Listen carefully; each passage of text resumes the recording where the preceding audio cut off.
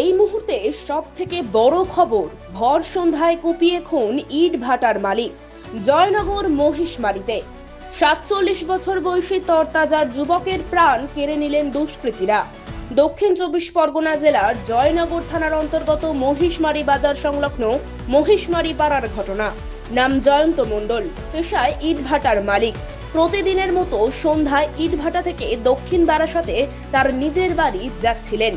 ভাটা থেকে কিছুটা দূর রাস্তায় পাশে নির্জন এলাকায় খাল পাড়ে কুপিয়ে খুন করল দুষ্কৃতীরা। ঘটনাস্থলে জয়নগর থানার মহিষমারী পাড়ের পুলিশ। কি কারণে এই কুপিয়ে খুন তা তদন্ত করে দেখছে পুলিশ। ঘটনাটা বলতে, ও আমার জয়ন্ত মণ্ডল যিনি খুন মার্ডার হয়েছে, ও আমার নিজের দাদা, আমার নিজের বড় জেঠুর ছেলে। ও একদম সাধারণ জীবনযাপন করতো, ব্যবসার মধ্যে থাকতো, আমাকে সহযোগিতা করতো প্রতিটা মুহূর্তে। আমি যেহেতু পলিটিক্যালভাবে লিডারশিপ দিচ্ছি বা একটা দলের কর্মী, সেই হিসাবে আমার প্রতিটা মুহূর্তে ব্যাকআপ দিত।